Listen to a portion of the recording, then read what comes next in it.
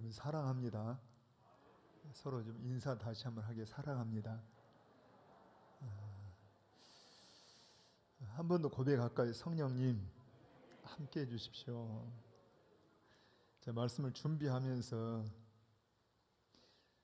사실 목사로 설교자로 적지 않은 시간을 보냈는데 참 어렵다 하는 생각이 먼저 들었어요.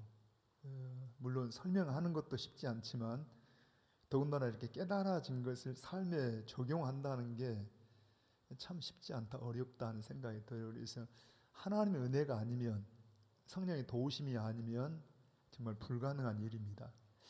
오늘 말씀 보시면 여러분 한번 오늘 말씀 전에 한번 전체적인 흐름을 좀 보십시다. 자, 로마서가 11장까지가 이 로마서의 주제가 되는 신학으로 뭘 이야기했어요?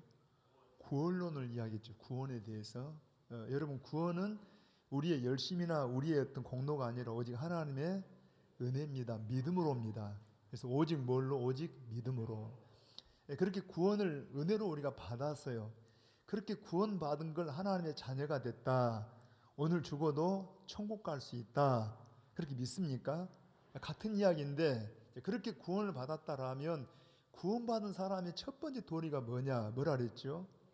예배다. 우리가 여러분 어떤 부모의 자녀가 우리가 철이 들어서 내가 아무개 씨의 아들, 딸이다 하고 이 부모를 여긴다라면 다른 사람들은 우리 부모를 뭐 무시하든지 뭐라고 하든지 간에 정말 그 자녀, 부모의 자녀라면 어때요? 나의 부모를 가장 귀한 분으로, 가장 최고한 분으로 여겨드려야 하잖아요. 그게 자식의 도리입니다. 여러분 우리가 하나님의 자녀입니다. 우리가 하나님을 여겨드리는 행위. 지금 여기 우리가 지금 예배 드린다고 모였는데 사실 이것만 예배가 아닙니다. 우리가 모든 삶에서 마치 자녀가 모든 삶에서 부모를 여겨드리듯이 우리가 하나님을 여겨드리는데 이렇게 모여 예배하는 것은 하나의 훈련이에요. 훈련. 의식의 예배입니다. 그러니까 우리가 진짜 여러분 봐봐요. 평소에 부모를 여긴다라면 예를 부모님의 생신이라든가 무슨 기념일에 당연히 부모님 찾는 것이 당연하듯이 사실은 우리가 말로는 24시간 매 시간 우리가 하나님을 인정한다고 하면서 정한 시간에 이 의식 예배에 참여하지 않는다라면 곤란하겠잖아요. 여러분 예수님 믿습니까? 하나님 자녀 맞으세요? 그러면 하나님을 사랑하세요? 하나님을 최고한 분으로 내가 여겨드립니다 하고 하나님 앞에 예배를 드리는 겁니다. 자, 이렇게 예배하면 하나님을 만나서 하나님과 함께하면 여러분 나타나는 현상이 뭐냐 하니까 이 세대를 본받지 않게 된다 그랬죠. 이 세상 유행이나 가치관을 따라간 게 아니라 하나님의 가치관으로 그래서 마음을 새롭게 하게 되고 변화를 받게 되고 하나님이 기뻐하시고 선하시고 온전하신 뜻을 우리가 분별할 수 있다 하고 말씀을 전했습니다.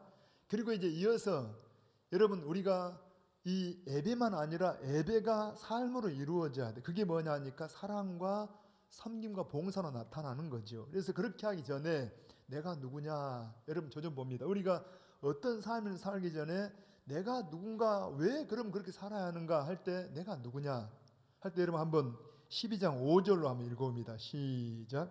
이와 같이 우리 많은 사람이 그리스도 안에서 한 몸이 되어 서로 지체가 되었느니라. 자, 다시 봅니다. 그 속에 우리가 있어요. 이와 같이 우리가 많은 사람 속에 우리가 들어있잖아요. 그리스도 안에서 한 몸이 됐다. 먼저 예수님과 연합해서 예수님과 한 몸이 되었습니다. 여러분 예수님 믿습니까? 그러면 누가 하나 됐다고? 예수님과 하나 되고 예수님과 하나 됨으로 우리가 서로 형제 간에 한 가족, 한 공동체가 돼서 하나 되었다. 그리고 우리는 그 몸의 각기 지체다. 이걸 비유로 들자라면 우리는 원래 유대인도 아니고 혈통적으로 이방이었는데 똘감남나무였는데 우리를 잘라다가 참 감람나무 대신 예수님에게 접을 붙였어요. 자, 여러분 봐요. 요 손도 접붙이고 요 손도 접붙여서 우리가 주님의 몸이 되었다. 그래서 몸이 돼서 한 몸이 됐는데 보니까 같이 한 지체가 돼 있어. 한 지체가. 여러분, 자, 이 팔도 하나 지체, 한 몸인 것처럼 우리가 먼저 누구냐? 우리 예수님과 한 몸이다. 그리고 우리가 그 몸의 한 지체로 같이 연결되어 있다. 그래서 한 지체인데 우리에게 각양의 은사를 주셔가지고 여러분 뭐 봐봐요.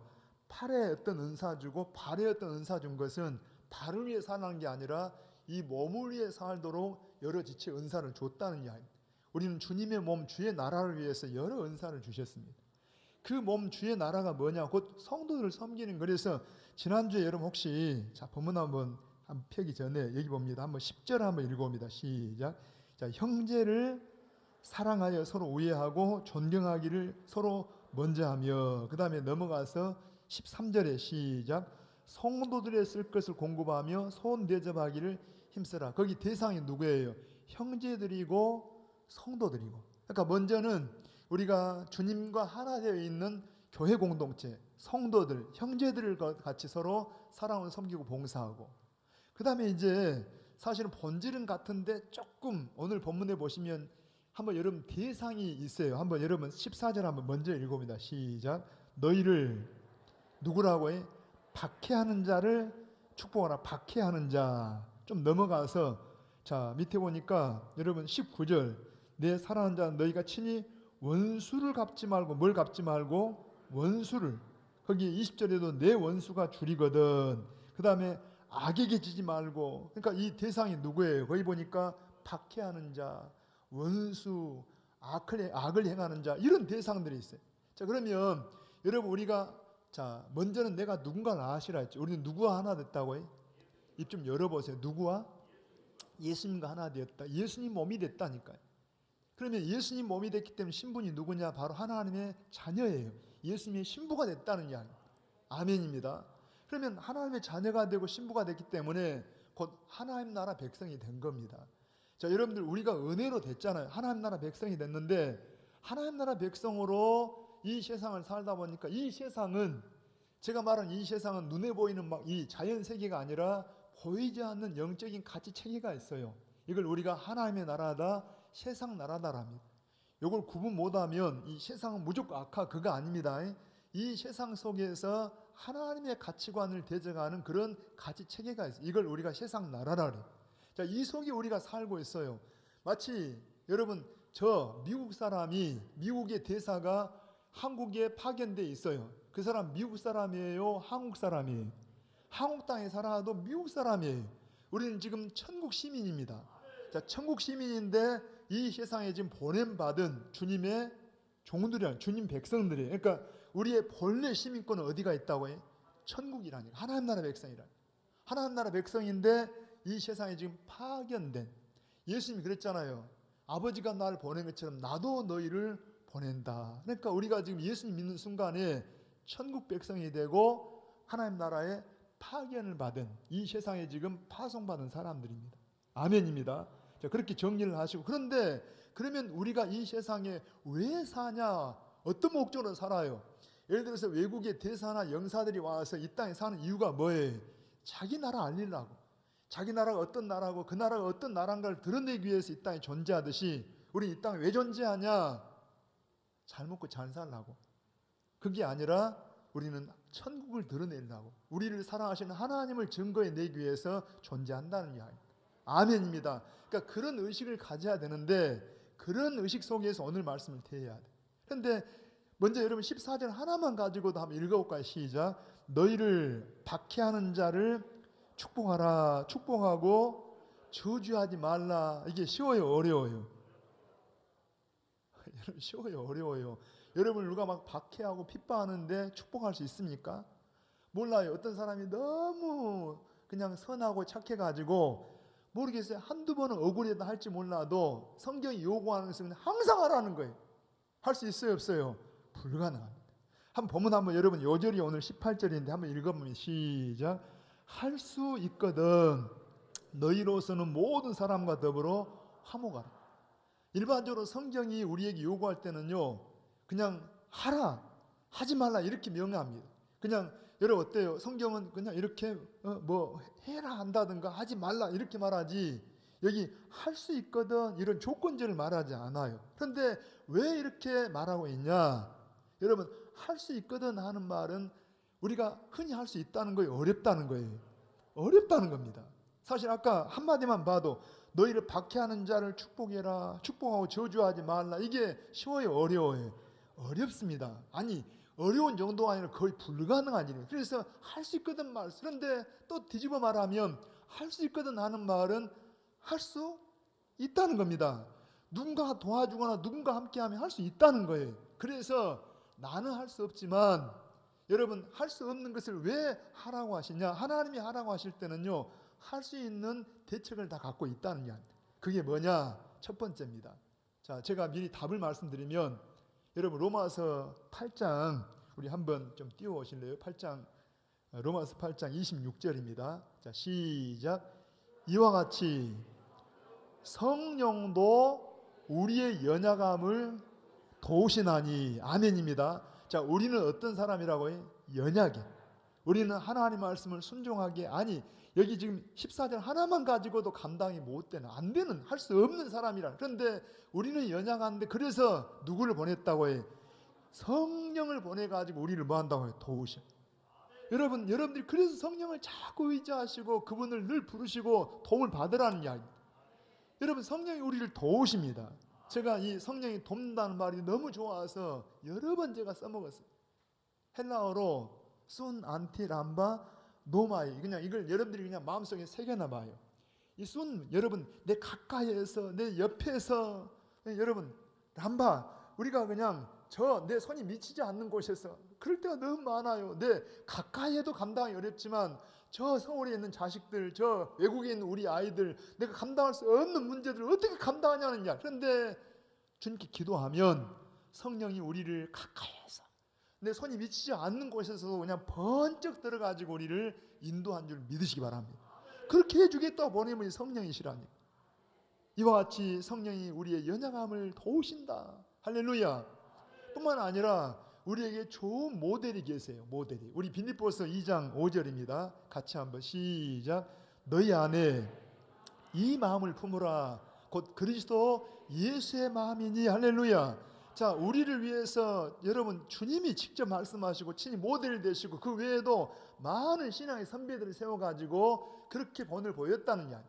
이 오늘 본문의 말씀 보시면 사실 이 로마서의 배경이 바로 로마 시대입니다. 로마 시대.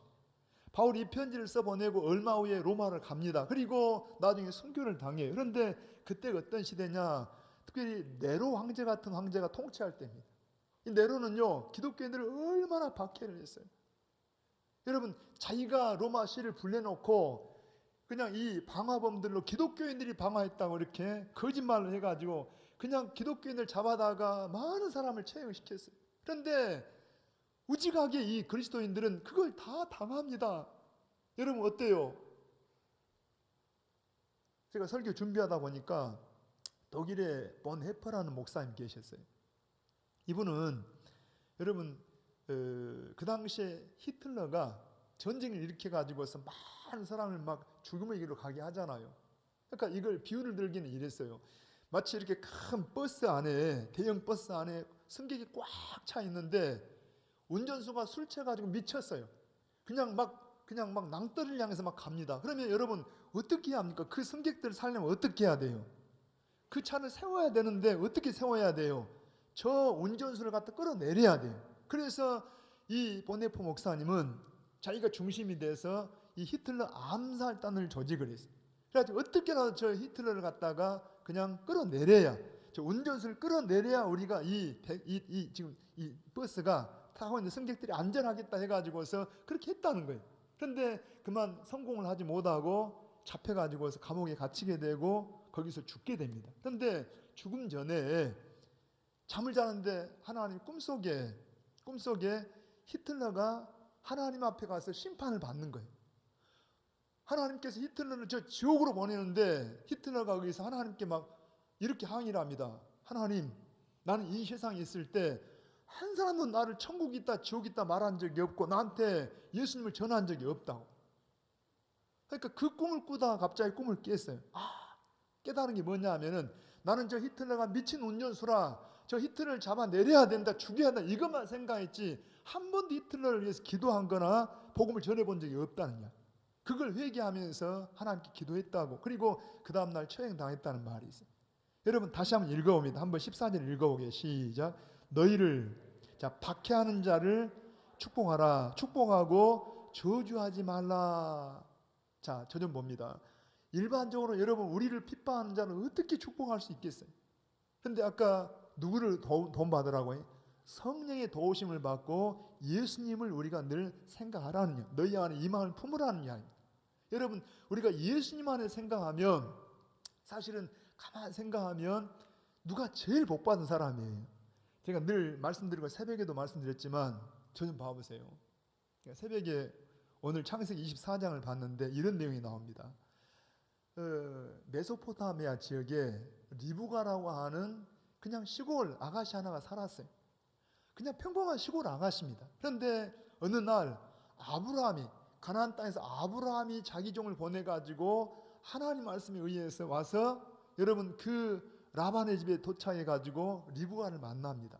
거두절미하고 하나님 말씀을 근거로 리브가가 바로 아브라함의 며느리가 되고 이삭의 신부가 되는 놀라운 광경을 아브라함이 선택한 것 아니고 그 종이 선택한 게 아니라 누가 하셨다고 해요? 하나님. 그러니까 하나님 말씀이 주어져 하나님 말씀이 주어진 순간에 방금 전까지 평범했던 이 아가씨가 바로 하나님의 집에 이 아브라함은 지금 하나님의 나라 하나님의 집에 축소판이잖아요. 그 하나님의 나라의 왕자의 신부가 되는 겁니다. 뭐가 깨달아질 때 하나님 말씀이 깨달아지니까. 그래서 어느 날 이 평범한 아가씨가 존귀하고 영광스러운 그러한 이 이삭의 신부가 되는 거예요. 그 당시 이삭의 신부는 여러분 작은 한 나라의 왕자와 같은 그런 신분이에요.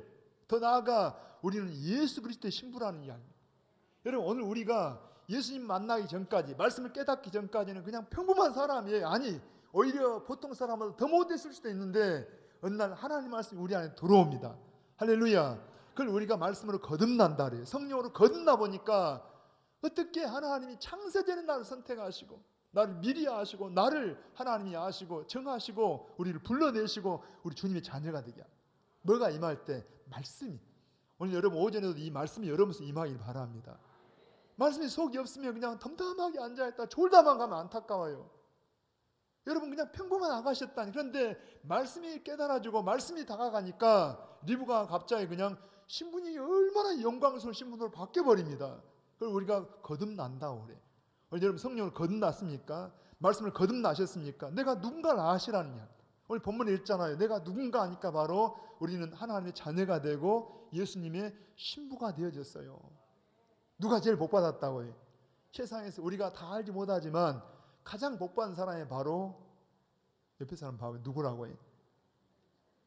집사님이라니까. 바로 오늘 나라니까요. 예수 믿는 나입니다. 세상에서 가장 귀한 것은 바로 예수 믿고 구원받는 우리라는 이야기. 그러니까 사실은 저 핍박하는 사람은요 몰라서 그래요. 몰라서. 그러니까 지금 여기 보니까 너희를 박해하는 자 왜 박해한다고 몰라서 얼마나 존귀한지를 몰라. 예수님이 이럽니다. 어느 집에 들어가거든 먼저 그 집에 평안을 빌라고 축복을 하라는 이야기입니다. 그 집에 합당하면 거기 임할 것이고 합당하지 않으면 누구한테 와요? 우리한테 임한다니까. 제가 미리 작은 결론을 말씀드리면 아까 설명한 것처럼 이런 말씀에 근거하고 성령이 함께하니까 그 핍박의 시대 로마 시대 여러분 그때 로마는요 힘을 강조하고 힘이고 평화입니다. 이 박스라 로마 그냥 힘의 평화예요. 군대를 가지고 힘을 가지고. 그런데 당장에는 그 앞에 기독교인들은요 바보 같아요. 억울해요. 그런데도 불구하고 축복을 해요. 오히려 그냥 그들을 위해서 잘 되기를 막 어쩌면 너무 바보 같은데 세월이 지났습니다. 그 강대한 로마가 망해버려요. 그런데 이 하나님 나라 이 성도들은요 놀랍게 교회가 부흥되는 역사가 있어집니다. 할렐루야. 제가 미리 말씀드리면 이 시대는 지금 과학이나 지식 정보의 시대입니다.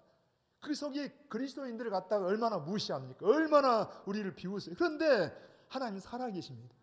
여러분 로마 시대에 우직하게 믿음으로 살았던 성도들처럼 이 시대도 믿음으로 나아간다라면 말씀으로 나아간다라면 반드시 하나님이 자기 백성들을 인도해 주신다. 저는 믿어요.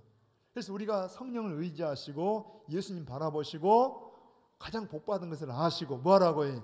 그 사람들이 알지 못해서 그러니까 보이지 않는 사단의 계획에 의해서 성도들 박해하는 핍박하니까 뭐하라고 해?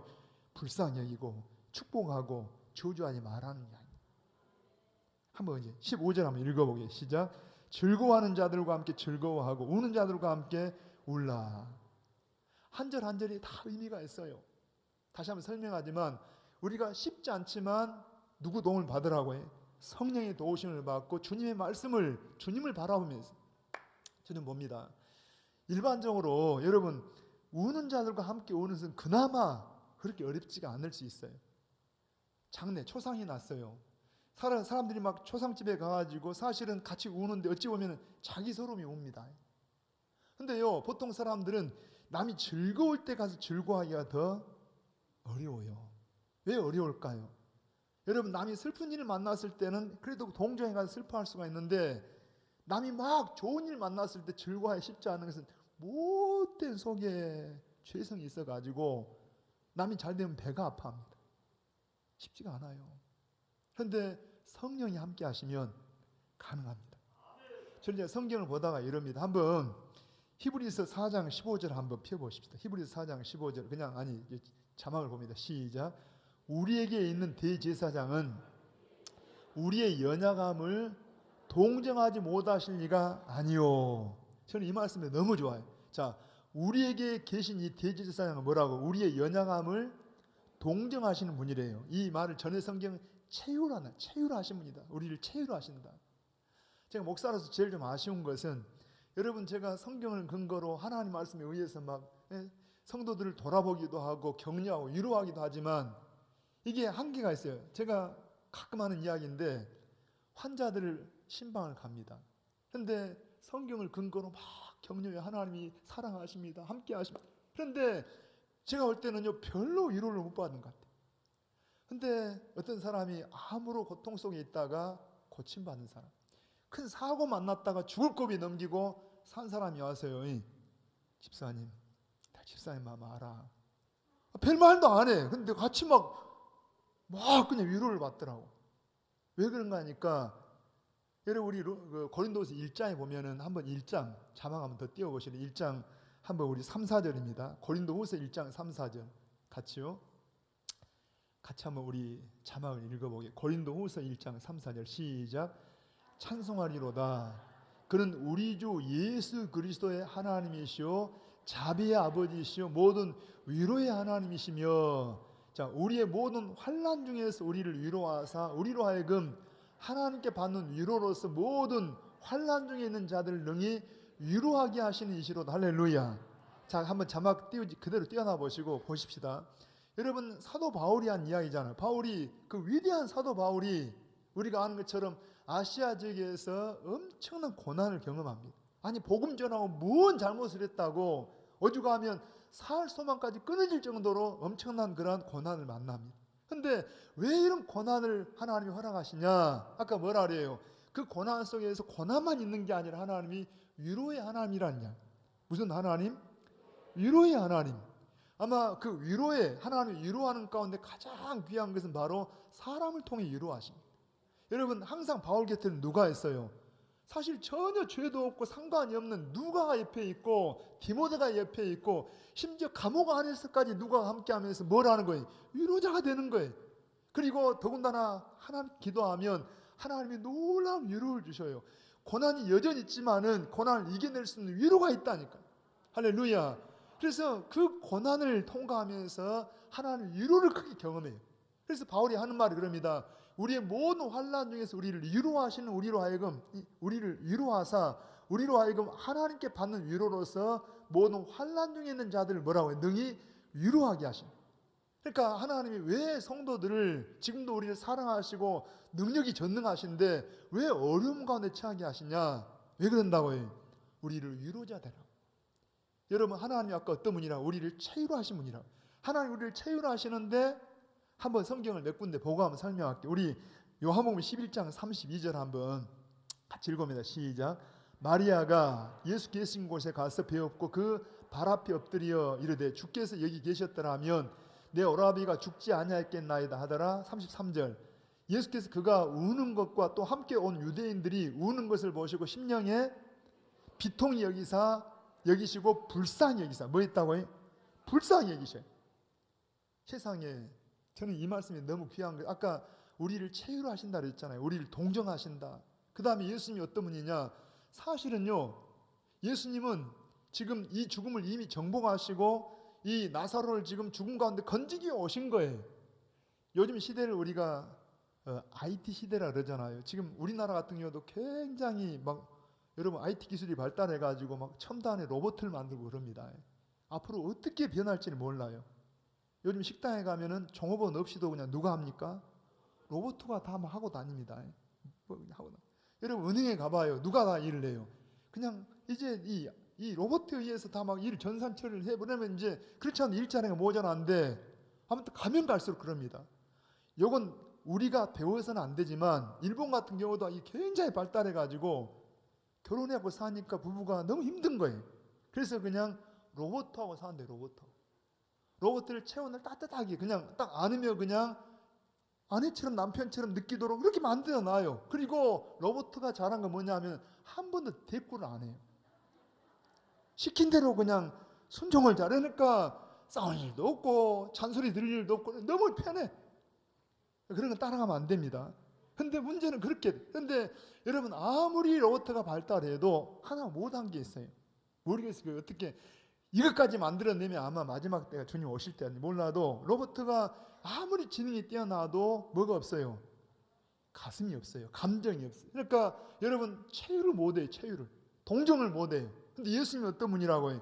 하나님이십니다. 죄가 없는 분입니다. 그런데 이 땅에 오셔서 세리들과 함께 하시고 창기들과 함께 하시고 여러분 죽은 나사로 집에 와서 여러분 그들이 막 우니까 그걸 보고 하나님께서 어때요? 주님께서 불쌍히 여기시고 또 읽어봐요. 마태복음 20장 34절 한번 읽어봅니다. 시작. 예수께서 불쌍히 여기사 그들의 눈을 만지시니 곧 보게 되어 그들이 예수를 지금 두 소경을 길에서 만났는데 예수님 얼마든지 해결책이 있다니까요. 그냥 소경아 눈 떠라 한다면 눈을 만지면 끝나요. 그런데 예수님 뭐라는 거예요? 그 소경을 보고 불쌍히 여기십니다. 불쌍히 여기십니다. 또 한번 누가복음 7장 13절 같이요. 시작. 주께서 과부를 보시고 불쌍히 여기사 울지 말라. 지금 과부가 외아들이 하나 있는데 죽어버렸어요.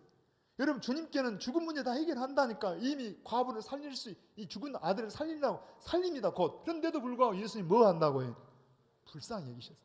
여러분 우리 주님은 우리를 체유로 하십니다. 저는 이 주님이 너무 좋아요. 주님이 그냥 여러분 언제나 하시고 죄가 전혀 없으니까 우리를 그냥 있는 율법대로 공의대로만 대하면 우리 같은 사람은 설 수가 없어요.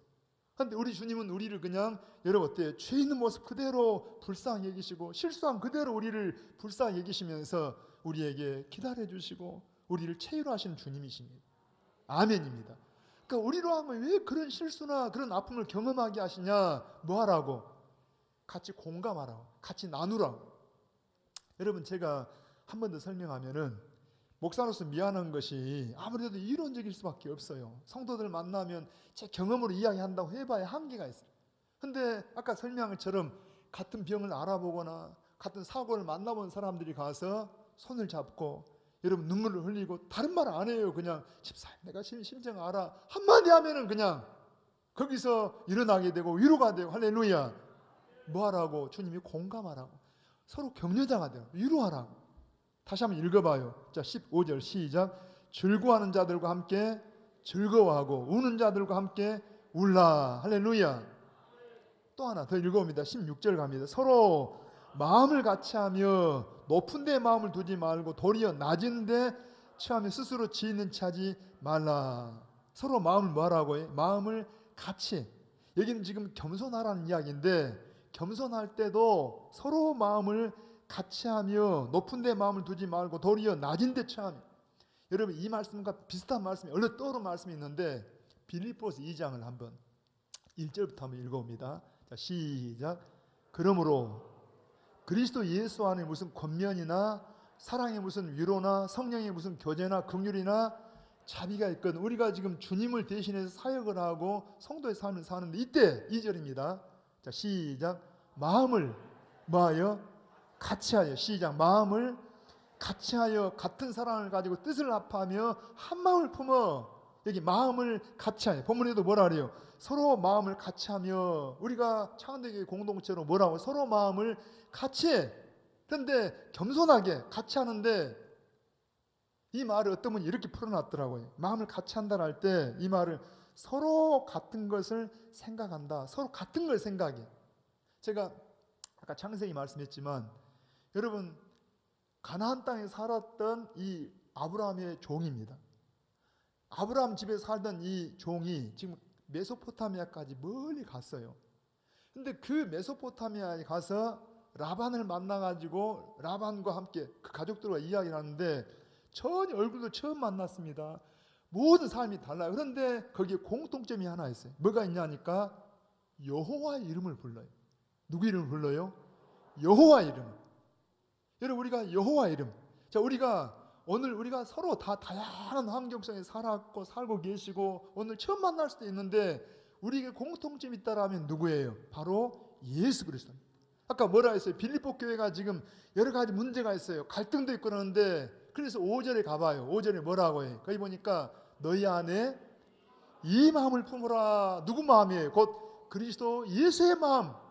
우리의 공통점이 있다라면 예수 그리스도. 그분이 어떤 분이에요? 6절에 자 같이 그는 근본 하나님의 본체시나 하나님과 동등됨을 취할 것을 얘기하지 아니하시고 자기를 낮추시고 사람 모습으로 오시고 종처럼 사셨다. 교만하지 말라는 이야기입니다. 우리가 언제 마음이 상해합니까? 제가 안타까울 때가 있어요. 교인들이 기껏 주님이라 한다면서도 막 속상해해요. 그럴 수 있어요. 그런데 이럴 때 그렇잖아요. 저 사람은 나를 무시한 것 같아. 나를 만만하게 본 것 같아. 아니 내가 목사인데 나를 만만하게 본 것 같아. 막 화가 날 것 같아. 그런데 여러분 봐봐요. 높은 채 마음을 두지 말고 누구 닮으라고 해? 너희 안에 예수 그리스도의 마음을 가지고 예수님 생각으로 생각을 같이 하라는 이야기입니다. 여러분 봐봐요. 에베소 6장에 보면은 이런 말씀이 있어요. 6장에 한번 1절 같이 읽어봅니다. 시작. 자녀들아 너희 부모에게 순종하라. 이것이 옳으니라 해도 좋아요. 그런데 가운데 뭐가 있어요? 주 안에 있어요. 자, 자녀들아. 자녀니까 마땅히 부모에게 순종하는 것 당연하지만 성경은 그냥 순종하라가 아니라 뭐 안에서? 주 안에서. 예수 믿는 사람은 항상 공통점이 뭐냐? 주 안에서라는 이야기. 더 가봐요. 여러분 4절입니다. 4절. 또 아비들아 너희 자녀를 노엽게 하지 말고 예를 들어서 훈계로 양육하라 하는데 뭐라? 오직 주의 교훈과 훈계로. 여러분 그냥 부모가 자녀 교육하는 건 당연하지만 거기도 부모가 뭐라는 거예요? 주님 안에서. 주님과 함께. 할렐루야. 어떤 분이 좀 심리학 이렇게 전공한 분인데 이분이 통계를 내봤어요. 어떤 통계를 내봤냐? 직장인이 여러분 직장 생활하면서 상사나 동료 가운데서 그냥 화가 나는 정도가 아니라 그냥 화병에 걸릴 확률이 얼마냐 하고 이렇게 통계를 내봤더니 이건 모르겠어요. 그분의 이야기인데 약 90% 정도가 화병을 알아봤다든가 화병 근처에 있다는 거예요. 여러분 얼마나 직장생활 힘드세요? 그런데 오늘 성도들이 이럽니다. 한번 6장 5절 한번 읽어봅니다. 5절 시작. 종들아 두려워하지 말고 떨며 성실한 마음으로 육체의 상전에게 순종하기를. 누구에게? 여러분 우리가 일반적으로 그냥 직장에서 상사들 눈치 보고 동료들과 경쟁하면은요 말 그대로 모르게 그분 통계처럼 말하면 90% 정도가 화병 내지는 화병 가까이 있다는 이야기. 그런데 성경은 뭐라고 말합니까? 우리가 직장에서 할 때 요즘 같은 직장이잖아요. 누구를 생각하는 거예요? 그리스도를 생각하라는. 그리스도를 죽게 하듯 하라는 이야기. 그러니까 좋아. 우리가 아랫사람은 그런 게 아니라 한번 9절로 가봅니다. 9절 시작. 상전들아 다 읽어보세요. 너희도 그들에게 이와 같이 하고 위협을 그치라. 이는 그들과 너희의 상전이 하늘에 계시고 그에게는 사람을 외모로 취하는 일이 없는 줄 너희가 알미라. 여러분 상전도 누구를 의식하라는 거예요? 주님을 의식하라는 이야. 하나님을 의식하라는 이야.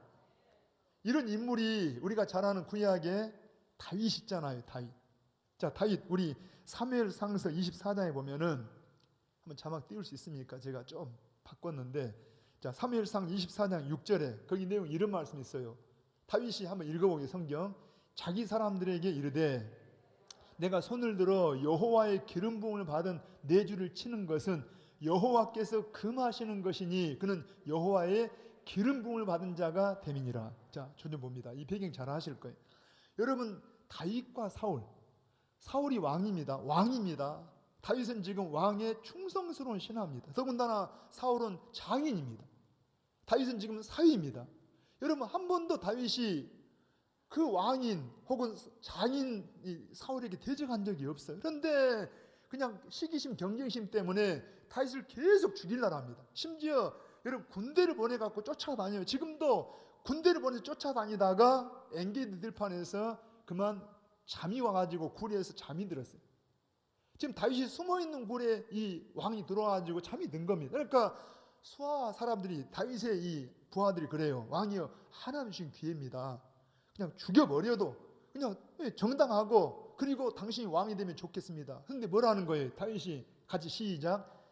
자기 사람들에게 이르되 내가 손을 들어 여호와의 기름 부음을 받은 내 주를 치는 것은 여호와께서 금하시는 것이니 그는 여호와의 기름 부음을 받은.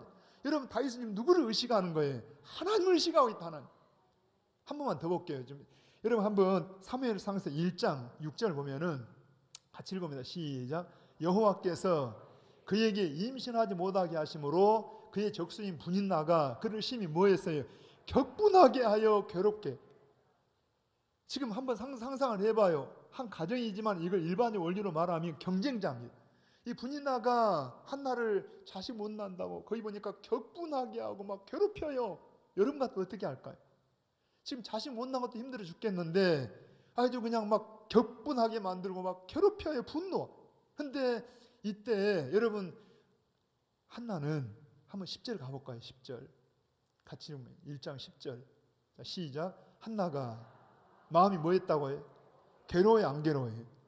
한나도 여러분 사람인데 괴롭다니. 그런데 괴로운데 여러분 그 괴로운 속에 누구를 개입했다는 거예요?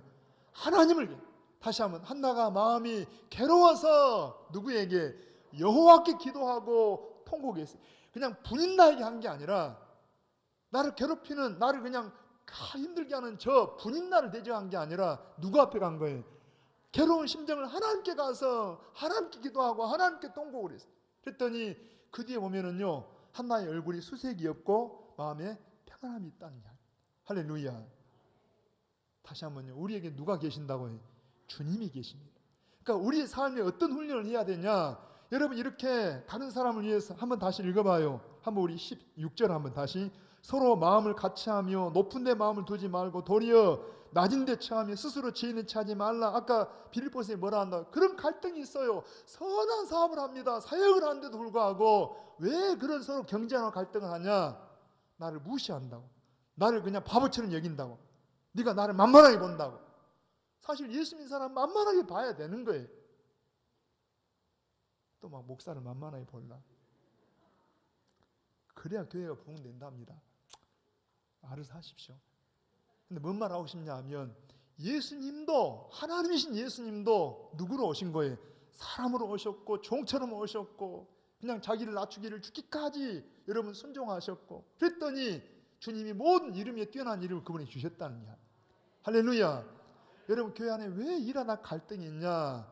이런 부분이 주님 뭐라 합니까? 거기 보니까 서로 마음을 같이 하는데 마음속에 누구를 두라고 해? 예수님을 개입시키라니까, 하나님을 개입하라니까. 저 사람이 그렇게 한다고 하지 말고 하나님을 개입시키고 영적인 싸움이라고 여기시고 여러분 이 싸움을 이기시길 바랍니다. 겸손해야 이겨요. 주님을 앞세워야 이긴다니까. 한나가 이겼어요? 분인나가 이겼어요? 다윗이 이겼어요? 사울이 이겼어요? 누가 이겼냐는 이야기입니다. 하나님이 겸손한 사람을 이기게 하십니다. 나는 아무것도 아니요. 하나님 은혜로 살아요. 하나님이 하십니다. 앞세워요. 자, 우리 한번 나머지는 그냥 쭉 읽어보게. 한번 여러분 17절 시작.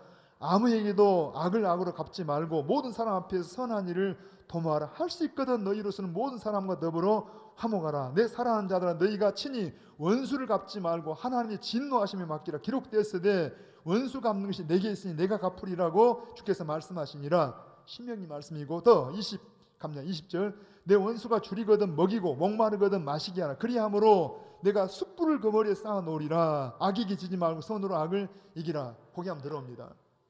제가 정리하면은 여러분 봐요. 이게 그냥 쉽다고 어렵다고 해요? 어려워서 뭐라 한다고? 할 수 있거든. 하는 말을 할 수 있다 없다? 내 실력으로는 안 돼요. 어쩌면 한두 번은 흉내낼지 몰라도 계속 할 수 없다는 이야기. 어떻게 나를 박해하는데 축복할 수가 있어? 그런데 할 수 있다는 이야기입니다. 어떻게 하면? 그래서 우리를 누구 보내셨다고 해요? 성령님을 보내시고 주님 우리와 함께 하십니다. 그래서 주님과 함께 주님을 우리 삶에 개입시키라니까요. 그래서 제가 마지막으로 어떻게 원수에게 이렇게 할 수 있냐, 어떻게 하나님이 갚아준다라냐, 한번 성경에 예를 들면 여러분 우리 구약 성경에 한번 열왕기하서 6장에 보면은 이런 말씀이 있어요. 6장 8절입니다. 시작. 그때 아람 왕이 이스라엘과 더불어 싸우며 그의 신복들과 의논하여 이르기를 우리가 아무데 진을 치리라. 그러니까 지금 아람이란 나라 왕이 바로 옆에 있는 작은 나라 이스라엘과 전쟁을 하는데 그냥 비밀 계획을 세우는 거예요. 군대 이 지휘관들 불러다가 어떻게 전쟁을 해서 저것들을 그냥 혼내주자. 그런데 놀라운 것은 비밀 내 회의를 해도 금방 이스라엘을 알아버려요. 그래서 다 대비를 해버립니다. 어떻게 된 거냐? 우리 첩자가 있냐? 했더니 누가 하는 말이 아니요. 이스라엘에는 하나님의 선지자가 있어가지고 왕이 밀실에서 계획하는 거 다 알아버립니다. 그럼 잡아들이자. 그냥 그 군대를 보냈어요. 도단이라는 곳에 있다는 말 듣고 이 엘리사 선지자가 있다는 말 듣고 군대를 보냈는데 저녁에 잠을 자고 일어났더니 엘리사의 종이 딱 아침에 일어나서 보니 갑자기 놀란 것은요. 밤사이에 그냥 아람 군대가 포위를 하고 있는 거예요. 선지자 이제 큰일 났다고 자기 주인을 깨웁니다. 그런데 이 엘리사 선지자는 태연하게 나오는 거예요. 평안하게 나와. 아니 지금 저기 지금 잡아들인다고 포위하고 있는데. 그랬더니 이 엘리사가 이 종을 향해서 기도해 줍니다. 하나님 눈을 열어주세요. 해볼까요? 하나님 영의 눈을 열어주세요. 조는 사람 눈 좀 열어주세요. 눈이 열려서 보니까 그 아람 군대 뒤에가 누가 있는 거예요? 하나님의 이 천군 천사가 이 불병과 불칼로 쫙. 그래서 이 선지자가 우리 주인이 태평했구나, 평안했구나. 할렐루야. 여러분 두려워 말라. 내가 너와 함께함이라. 하나님 우리와 함께하십니다. 그런데 이제 이번에는 이 엘리사가 저들 앞에 가서 기도했더니 다 소경이 돼버려요. 군인들이 다 앞에 안 봐. 그러면 앞에 안 보이면 지그 집 가야지. 너희들 왜 왔냐 하니까 이 선지자 보러 왔다는 거예요. 내가 안내하겠다. 쫄쫄 따라옵니다. 쫄쫄 따라오던 어디까지 왔네. 눈을 딱 떠서 보니까 이 이스라엘의 수도인 사마리아의 한 중심에 와 있는 거예요. 이스라엘 군대가 다 포위하고 있는 거예요. 여러분 다 포로 내버린 거예요. 그런데 이때 이스라엘 왕이 저놈들 다 처형시키자, 다 죽이자. 그러니까 엘리사 하는 말이 우리가 무기로 저들을 잡았다 하더라도 포로된 사람을 그렇게 하지 않을 걸. 지금 어때요? 하나님의 능력으로 저들이 다 포로되어 왔는데 어떻게 그럴 수 있습니까? 그래서 대신 먹을 걸 주고 다 돌려보냅시다. 마지막 절입니다. 한번 23절. 자, 시작. 왕이 위하여 음식을 많이 베풀고 그들이 먹고 마심에 놓아보내니 그들의 주인에게로 돌아가니라. 이로부터 아람 군사의 부대가 다시는 이스라엘 땅에 들어오지 못하니라. 아멘입니까? 아까 제가 그런 말을 했어요. 지금 로마 시대입니다. 로마 시대에 기독교인들이 바보처럼 억울하게 불냈다고 억울한 일 당하고 핍박을 하고 박해를 하고 그런데 축복을 하는 거예요. 저주하지 말라는 겁니다. 악을 악으로 대하지 말라는 겁니다. 원수를 원수로 갚지 말라는 겁니다. 내가 다 책임지겠다는 이야기. 여러분 당장 올 때는 바보도 이런 바보가 없다니까요. 이렇게 어리석을 수가 없어. 그런데 시간이 지나서 보니까 그 힘을 말하는 이 로마는 망해버립니다. 대신에 여러분 하나님의 교회는 놀랍게 세움받는 걸 볼 수가 있어요. 믿으시기 바랍니다. 지금도 마찬가지예요. 우리가 믿음으로 산다라면 이렇게 산다라면 이런 바보가 없잖아요. 얼마나 세상 사람들이 약삭 빠른데. 그런데 우리는 누구를 믿으라는 거예요? 예수님을 의지하시고 성령을 의지하시고 그냥 여러분들이 바보같이 당해봐요. 그러면 하나님이 함께 하심을 체험할 수가 있다. 한번 입을 열어. 하나님은 살아계십니다. 하나님 나를 사랑하십니다. 여러분 우리를 위해 누굴 보내셨다고 해요? 성령을 보내시고 지금도 우리 주님이 우리와 함께하죠. 그러니까 여러분들이 어떤 훈련을 하시냐, 매사에 저 사람과 나만 보지 말고 그 속에 예수님을 개입시키라니까. 주님의 심정을 가지라니까요. 여러분 그 속에 성령을 의지하시라는 이야기입니다. 그래서 영적인 싸움이다. 우리가 주님을 대신한 자다. 여러분 승리하시길 바랍니다. 손 가슴에 먼저 보세요. 같이. 하나님 아버지, 우리가 하나님의 자녀가 되고 예수님의 신부가 된 것은 오직 은혜입니다. 우리를 이 땅에 생명을 연장하시고 두신 것은 우리 주님을 대신하여 하나님의 나라를 드러내고 그 하나님의 아름다운 덕을 선포하라고 우리에게 복의 통로, 생명의 통로가 되게 하셨습니다. 하나님, 그렇지만 우리 인간 힘으로는 어떻게 우리를 핍박하는 자를, 박해하는 자를 축복할 수가 있으며 악을 우리가 선으로 대할 수가 있습니까? 나는 불가능합니다. 그렇게 까닭 우리를 아신 주님께서 성령을 보내시고 우리 안에 주님 마음을 갖기를 원하시며, 때로 우리가 연약하여 그렇게 겸손하지 못할 때 우리를 고난 속에 집어넣으셔서 연단하시고 우리를 만드셔서 위로자가 되게 하시며 서로 체휼하게 하시며 서로 공감할 수 있는 은혜 주신 것을 감사합니다. 하나님, 오늘 사랑하는 성도들, 그럼에도 연약한 인간이기 때문에 주의 은혜가 필요합니다. 하나님의 위로가 필요합니다. 하나님, 저들을 동정하시며 우리를 불쌍히 여기신 주님께서 사람을 통해서나 성령 하나님께서 저들과 함께하사 하나님의 긍휼과 위로로 함께하여 주시옵소서. 그래서 하나님께로 받은 그 위로로서 환난 중에 있는 자들, 연약한 자들 돌아보며 주님을 대신한 자 될 수 있도록 사용하셔서 우리를 통하여 하나님의 그 아름다움이 드러나고 생명을 살려내는 귀한 통로가 되게 하여 주시옵소서. 사랑하는 성도들, 얼마나 직장생활 할 때 믿음을 살기가 어렵습니까? 그러나 오늘 주신 말씀 성령이여 생각나게 하셔서 늘 성령을 의지하고 지혜를 얻게 하시고 능력을 얻게 하시고 우리 모든 삶에 주님을 개입하고 우리가 주님 때문에 다윗처럼 한나처럼 하나님 때문에 참고 하나님 때문에 기도하고 축복할 수 있는 능력 있는 우리 창대 가족들 다 되게 하여 주시옵소서. 감사하옵고 예수님의 이름으로 기도하옵나이다. 아멘. 아멘. 우리 말씀을 생각하면서 찬송가 여러분 459장을 찬양을 하십시다.